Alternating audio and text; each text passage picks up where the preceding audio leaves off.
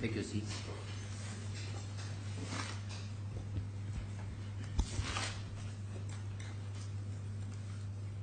Most cases on costs are fact-specific, so in today's judgment, I will not dwell on case law, particularly as we are not today departing from well-established principles concerning the discretion of the trial judge in making cost orders, which we fully respect.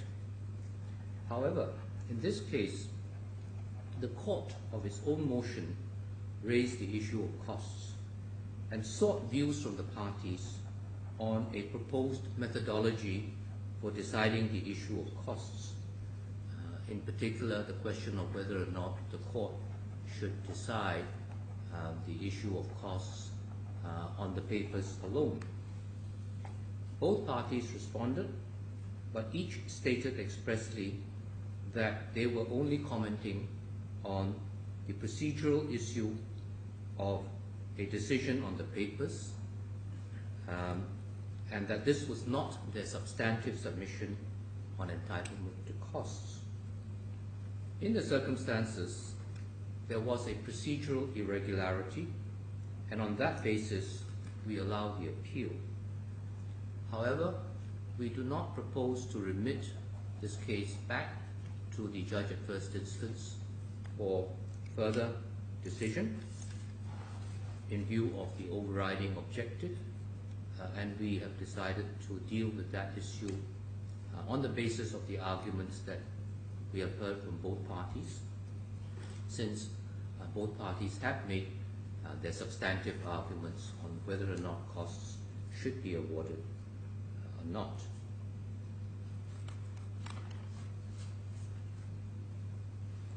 We are well conscious of the difficulties of a decision on costs when a case is terminated prior to the full trial, and the court is therefore not usually in a position, depending on the point at which the case was terminated, to get a feel of the underlying factors that prompted each party to behave in the way it did in the course of the litigation.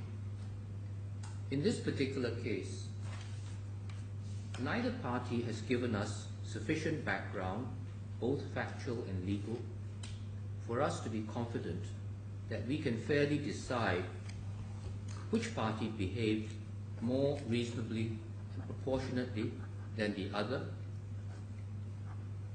under the circumstances, because we don't have the full circumstances before us.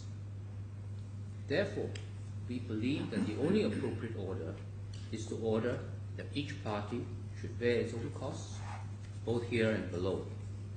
In other words, there will be no order for costs against either party in respect of the proceedings in the CFI and before this court. It only remains for me to thank both counsel for their assistance to the court and the fair way in which they have conducted today's hearing. Any other matters from either counsel? No, Your Honor. Sir, I'm just wondering... Is there any issue of return of the deposit or something? No, sir. My only question, perhaps, whether a final order might be made in this proceeding, because we are in the position where the proceedings are still technically live. And I think with this issue having been disposed of, there probably would be no other orders that could be sought.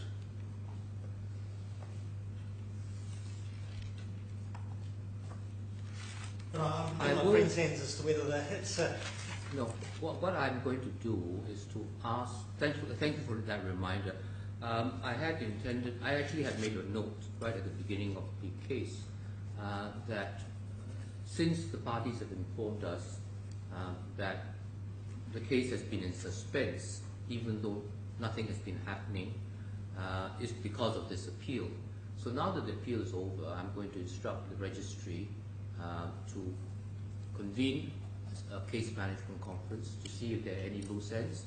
All parties can write a joint letter to us to inform us that proceedings are going to be taken to discontinue the main action, and that we will never proceed to Part 7 claim.